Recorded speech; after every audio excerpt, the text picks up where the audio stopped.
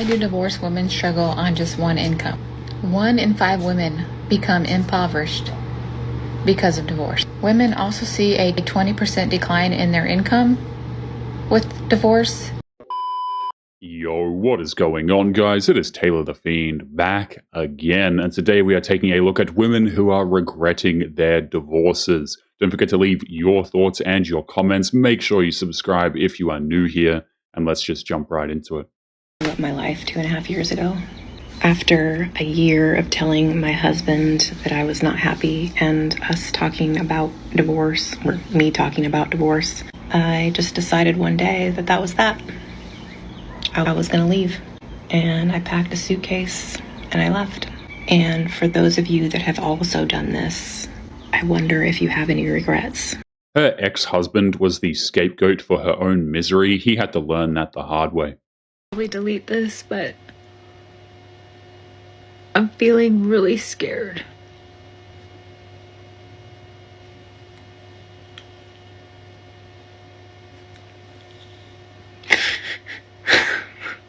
I wasn't looking to be alone at 48.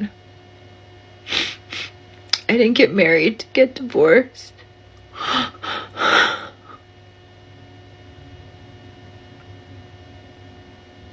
You have to wonder what possesses some of these women to get divorced that late in life in the first place. I tried so much.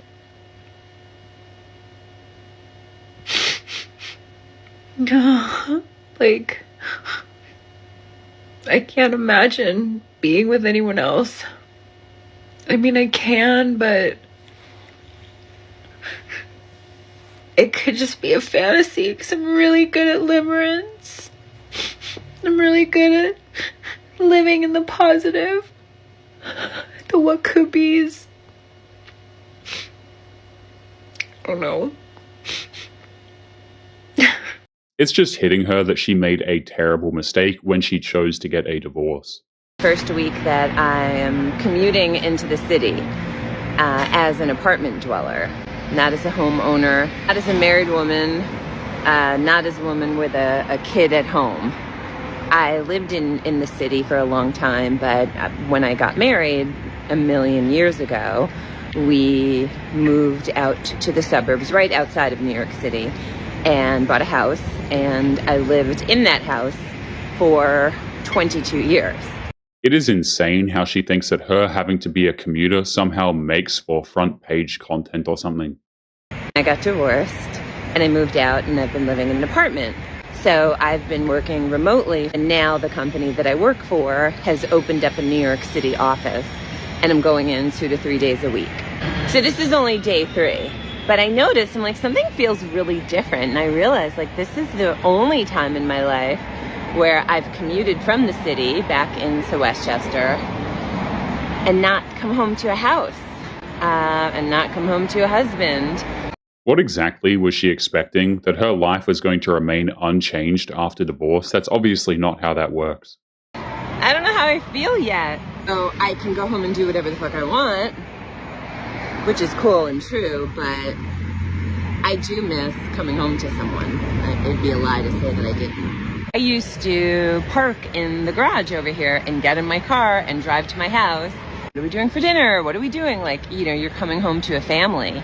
And now I'm not. Now I'm coming home to my apartment. And just remembering, I guess, that it was nice to come home to a family. You get divorced, right? You don't have that anymore. You can tell that she is not at all prepared for this new life that she created for herself. I've been divorced for 3 years, and in that 3 years, I have spent most of my days figuring out how I can become physically, mentally, financially, spiritually healthy enough to be able to afford and take care of a child. And it just kills me. It kills me that I had embryos with my ex-husband that were viable. It's not just that it's gone, it's the fact that it was decided for me. She made the choice to marry the man, and she chose to divorce him. That is all on her completely. 5 years later, I'm still haunted by the words he said when he left me. 5 years ago, I ruined everything. I was engaged to the kindest, most loving man I'd ever known. He was the kind of person who made everyone around him feel cared for, safe, and loved.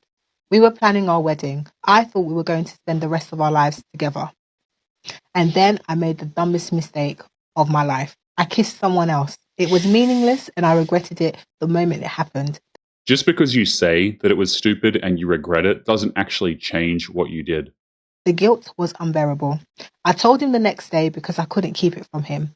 I begged for forgiveness, promised I'd do anything to fix it, but he just looked at me like I'd shattered something deep inside him. He didn't yell, he didn't cry, he just said, "It's over," and walked out. Wow. I tried to reach him for weeks. He ignored every call and text. Eventually, I wrote him a long letter apologizing and asking him for one chance to talk. When he finally agreed to meet, I thought maybe, just maybe, we could work through it. Why should she deserve a second chance when she was so careless with the first one? We talked about our memories, the good times, the love we shared, all the dreams we had for the future. For a moment, it almost felt like old times. And then I asked him if he could ever forgive me. What he said next has been burned into my brain ever since. I hear it every single day, word for word, and it plays in my mind like a broken record. I hope someone comes into your life who makes you feel loved and safe just to betray you. I hope you spend every day wondering if the people you trust are lying to you. I hope you never feel secure in love again. I hope even when things seem perfect, there's a part of you that can't shake the doubt. I hope every "I love you" you hear makes you wonder if they really mean it. And when it all falls apart, when it breaks you, I hope you remember that this is what you gave me. That man was forever changed by that woman's betrayal. He was actually right to walk away, in my opinion. You said in your youth you made, and these are your pre-show notes here, you made a lot of poor choices that make it impossible for you to ever be considered traditional or chaste. High body count. I did cheat on a couple guys, one when I was 19 and one when I was 21, and it was wrong. They were good men, and I'm sorry I did it. And I think also just having an overinflated ego, because I fell into the trap where I thought, oh, these guys are sleeping with me. That means something. It doesn't. When did you have the change of heart? I would say 28. 28 was when I first, because I think that was the beginning of what they say of like hitting the wall sort of thing. So I looked at myself and I just, I looked at what I wanted to do, being a mother. It is insanely rare to see someone take accountability for cheating on their significant others. Obviously doesn't make it right, but it's still crazy how rare it is. You talk about how hard it is to leave the good guy. One, when you say, "I want a divorce," and he's like, "No, I want to work this out. Everything's going to be fine. We can get through this." And he's so encouraging and everything's just so peachy keen, right? We talk about how I'm manipulated into staying because he's a good guy. He does nothing wrong. Like, the only thing he's guilty of is being lazy and, not putting in effort like we did when we were in the beginning of our relationship, like any other marriage. He doesn't beat me, he doesn't do anything, he doesn't take money from me, but he downplays my emotions. I don't think he fully understands me. And we've talked about this, y'all. This has all been in counseling, but how do you leave the good guy? It is weird how she says that her ex was a good guy, but then drags his name through the mud. This is the absolute classic, isn't it? Anybody out there who got divorced and regrets it, especially women 35, 40, 45, please tap in and let me know, because at this point I am probably not 99, maybe 89% sure that I'm probably going to be divorced within the next year. So I can't stay with this. I can't be with you. I can't. And I feel like I've tried so hard. So I've been married for 3 years. People always ask me. And it's really gotten to the point where it's the past probably 2 months have just been the worst. To where it's maybe we just call it. Maybe we just call a spade a spade. If modern women are so quick to quit their marriages, then I don't even understand what the point of getting married in the first place even is. And I think a lot of men are at that point, honestly. But then I'm I remember when my parents got divorced, and I do not want to put, my son through that. But also, doing it for the kids is not enough. Love is not enough. Getting married, I kind of regret getting married for love, because I damn sure didn't get married for money. But I'm also just as a Christian, shouldn't get divorced. No, whatever it is, we can work it out. It's you and me against the world. But it's damn, do I want to be miserable? How long do I want to be miserable for? She was already miserable before getting married. Divorce is not going to change that one bit. And the thing that I also hate is like I feel like people don't share this part of marriage. Like when people are in the thick of it, because I was watching this interview with like DeVal and Kadeen, and I think he said the first 3 to 5 years of their marriage was like hell, but they stuck it out, and now they've been married for what, like 10, 15 years, and they, seem to be happy. I don't know, but it's like Marriage requires work and sacrifice, I imagine, which are two things that she is clearly refusing to do. I love that I don't have to run every thing by a guy. I love that I don't have to, well, oh my God, co-parent. I love that I don't have to do any of that stuff. And my children, we joke, listen, I think you can tell, like, this is how I raise my kids. Yeah. Like, right? We don't hide this. But don't worry, while Charlize doesn't think husband or father is important in life, she hasn't given up on men altogether. I found this freedom in my 40s where I'm like, oh my God. So I just want to say this in perspective. I've probably had 3 one-night stands in my entire life. Okay. But I did just recently a 26-year-old, and it was really amazing. Throwing away a marriage just for a few minutes of hedonism sounds like a bad trade. Yes, and I've never done that. And I was like, oh, this is great. Okay. Let me just say that 26-year-old is the luckiest man walking on this goddamn planet. He's walking different today, knowing, oh my God. He for sure is not, but thank you. No, he is. Well, the episode's been viewed by nearly 1 million people so far. Reaction has been divided between those who celebrate Charlize as, quote, a powerful, badass, epitome of a strong woman fighting against the evil patriarchy. Celebrating that you hooked up with some random 26-year-old dude is honestly nothing to brag about. And others who, in equally strident language, view the whole episode as yet another example of modern feminist media denigrating the role of men at every given opportunity. Andrew, your thoughts on Charlize Theron? She doesn't need a man. She likes banging 26-year-olds when she feels like it. You don't need fathers in life. You just need a strong, bad woman. Well, it's really funny. The reason nobody cares, really, very much when a 40-year-old attractive woman has with some random young man is because it's not impressive.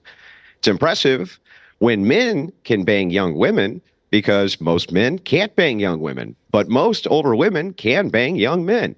So it's just not an impressive accomplishment. Of course, these are the same women who will screech because, Leonardo DiCaprio decides that he wants to change up at 25 years old, any of the broads he has hanging around. But this is not an impressive accomplishment. All a woman needs to do to get laid is go somewhere where there's men and offer it up. It's not the case for men. So it's funny how women like that are called cougars when cougars are in fact predators.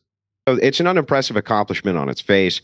As to the rest of what she's saying, this is just normal tripe, right? Her kids are the ones who are going to get punished. They're always the ones who get punished. We can look at the data for outcomes on children who are raised in single mother homes. It's not good. It's not good for their mental health. It's not. And by the way, the rates of abuse from having strange men around skyrocket. Terrible idea. And it's exactly the wrong kind of propaganda to be pushing. The kids are usually the unsung victims of these selfish divorces. It's actually tragic to see. All right, Taylor Lorenz, isn't it just a factual reality of life that women are predominantly happier with a man by their side and children are predominantly better off in life with a present father? I think, listen, children are better off in life when they have a loving household, and not all of those households have fathers. I mean, there are lesbian parents, there are, different types of arrangements. I think it's important for kids to have different figures in their life who they can look up to. I think it's really important to expose kids to all different types of figures, but that doesn't have to be, like a man, a cisgender man that's standing around all the time. There's plenty of terrible fathers out there too. So, there is nothing wrong with a kid having a strong male role model that he can look up to, which is, by the way, increasingly rare nowadays. Yeah, I think it's great that the child is growing up in a loving household, and hopefully, she'll expose the child to lots of different types. Yeah, but can you acknowledge that we have now been studying this phenomenon of single motherhood for years and years and years, and that the outcomes for children of single mothers tend to be terrible in comparison to the outcomes of children without them? Can you just acknowledge that that is true? So I think what you're talking about are studies. I'm asking a question. Don't run from the question. Yes or no? I want you to acknowledge with a yes or no, then a qualifier. Yes or no? Isn't it true that outcomes for children when they're raised by single mothers tend to be worse than those with a mother and a father in the house. Yes or no? Then give me your answer. She won't answer the question because she refuses to admit that he's right on this one. I really don't know how I got here. I am literally sitting in my car, just finished a business meeting about acquiring a pretty good, we'll just say a existing business, okay? And I'm just sitting here looking back at everything that has happened in my life, like, what the f?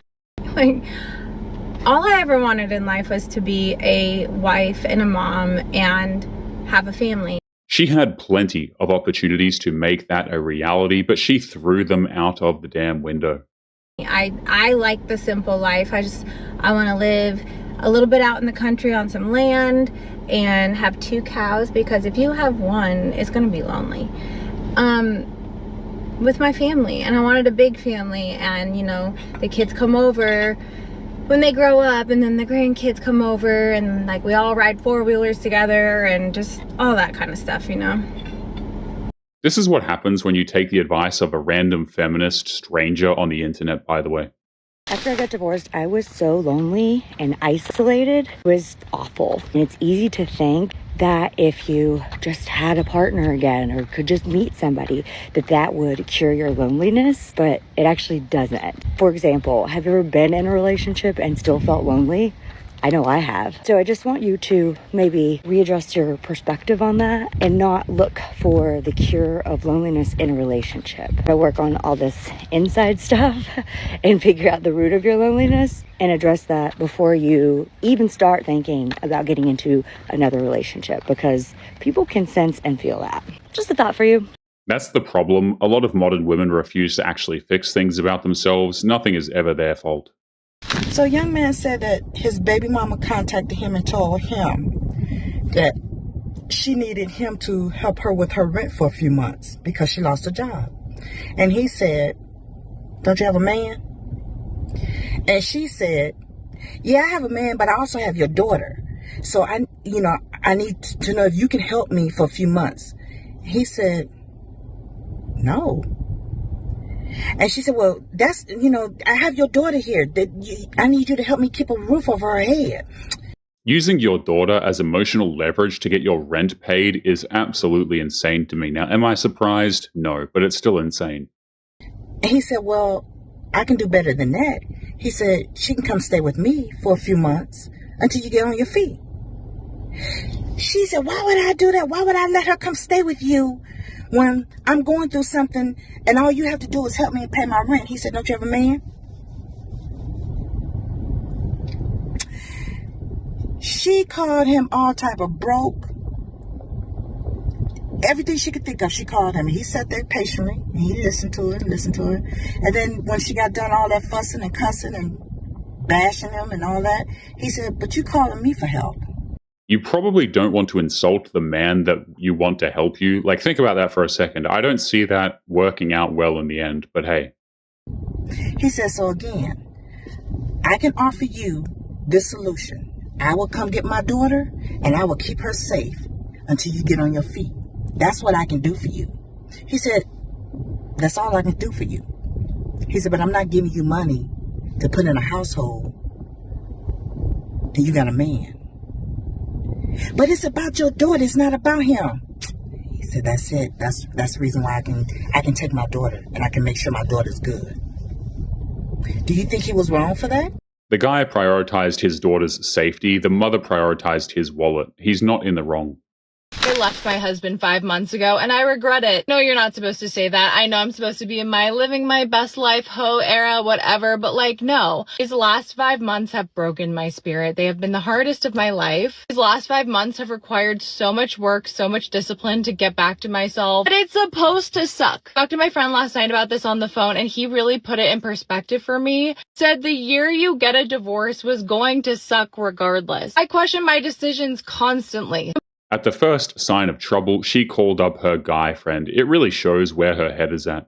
No matter what choice I made, I would have been miserable regardless. Life is not supposed to be happy and perfect all the time. Most growth comes from the times when we are having to do the work, having to sit in our misery, having to sit in the quiet. And that is exactly what I'm doing. 31 and I feel like I'm 18 again trying to navigate the world. Because you know what I regret more than leaving my husband? I regret having to get to that point anyway. I regret marrying the wrong person in the first place and not listening to my intuition. You can't say that you regret marrying the wrong guy when you are the one who agreed to marry him in the first place. I see women on this app like crashing out because of how horrible like their ex-husbands are, their baby dads are, just like ruining their life and just, you know, making their life so difficult. And I'm like, oh my God, that's so horrible what those women are going through. And now I'm one of them. I filed for divorce 2 months ago. I've been trying to look for an apartment. And the places that I'm looking at, I need to make 3 times the rent to be able to rent them. And unfortunately, with my job, I'm a CNA. I don't make 3 times the rent. This is the reality of divorce. If you throw away the marriage, you lose out on literally everything, as you should, by the way. So I need a child support order to be able to add to my income so I can meet the requirement. And I've been trying to get into some sort of settlement with my soon-to-be ex-husband on that. And basically, he is blackmailing me, I guess. He wants me to sign away all rights I have to his military retirement. He is in the Army. He has been in for 18 years. He'll be retiring in 2 years. And I've been married to him the entire time. So the retirement's a marital asset, so I am entitled to part of it. That's not blackmail. That's him defending his retirement from a woman who doesn't actually care about him at all. We've been going back and forth and fighting about it, and I just can't take it anymore. I just want to leave. I just want to move out, and I just want to start my life over. So I offer to sign away my right to the military retirement in return for spousal support and the entirety of the savings account that we have. I send the proposal to my lawyer and tell her this is what I'm proposing to do. And she comes back and says, well, this is a bad idea. And then she says, well, you could get a temporary order from the court for the child support, but that's going to cost you $4,000 in legal fees, and it may not be binding because it's only temporary, so you may not even be able to use that to really add to your income. She's the one who filed for divorce. She brought all of this stress on herself. And she goes into this long thing, which I appreciate. I appreciate her telling me the legal stuff because she's basically telling me you are an idiot to sign this away. And she does all the numbers, and the numbers don't make any sense. Basically, I'm giving away more to get less. He got that pension from serving his country. She is not entitled to a dime of that money. That is so disgusting. Why do divorced women struggle on just one income? 1 in 5 women become impoverished because of divorce. Women also see a 20% decline in their income with divorce, while men generally see a 30% increase in their income post-divorce. Why is it that this happens to women post-divorce? Have increased financial responsibility, house payment, utilities, groceries, childcare, education, healthcare. There's the legal expenses of divorce.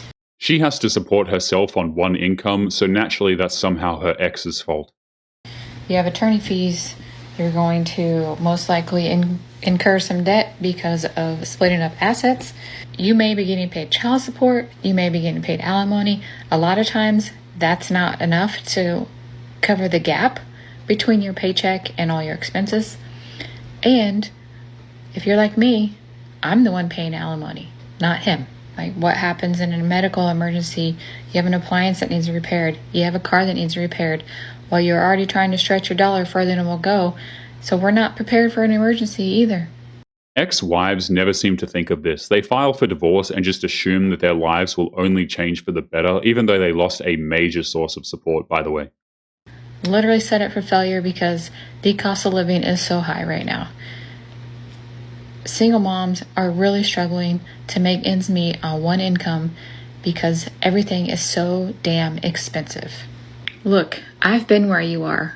I really started to stick to a budget so that I can make ends meet. I asked for help. A lot of times it's really hard for me to ask for help because I have a lot of pride. There are plenty of people out there who are making it work, and acting like you didn't bring this disaster on yourself by implying it's somehow men's fault is in rather bad taste, and that's putting it lightly. Continue to work my full-time job, and I am in a situation now where I am looking to make extra income on the side. I ended up finding a side hustle that I can do from home, work off my phone or my computer, and it's flexible around my schedule. If this is resonating with you, I hope that you're finding this information helpful. I sincerely want to be able to help other women just like me. Go ahead and give me a double tap on the screen so that I know that you like what you're seeing, and give me a follow so you can continue to watch for other tips and hacks post-divorce. It almost sounds like her idea for a side hustle is to go onto TikTok and make a bunch of videos whining about how men make her poor or something. Not exactly a stable job idea, but go for it, I guess. You know what I don't think is talked about enough in the post-divorce life is how much that breakup, that very first breakup of a somewhat serious relationship where feelings are really getting involved, sucks. Like almost worse than the divorce itself. Now, what I did in my marriage was basically slow quit it. Now, I didn't know what that was at the time, but my feelings for him and the breakup kind of was happening over a period of years where it was just a very slow death to the relationship. And when you get out of a marriage or you separate from that person, and I jumped into another relationship within 6 months of us separating, thinking I was ready, even though technically I was still married, so don't recommend that, but you got to figure it out for yourself, you know? If she jumped into a relationship within 6 months after getting her divorce, then that speaks volumes about who she was as a wife. And that relationship moved very quickly because I went right back into wife mode. He was also recently divorced, so we were kind of each other's, I would say, rebounds. And so I kind of just went right back into wifey mode and just kind of played that role and tried to recreate those feelings. But I don't know that I got super emotionally deep with this person because I don't think that we were compatible like that.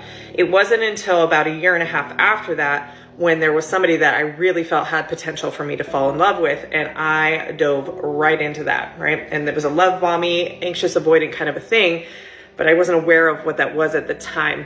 There is something pretentious about a woman saying that somebody had potential for me to fall in love. Like, what does that even mean? That doesn't sound like a normal thing to say at all. It just sounds like an insult.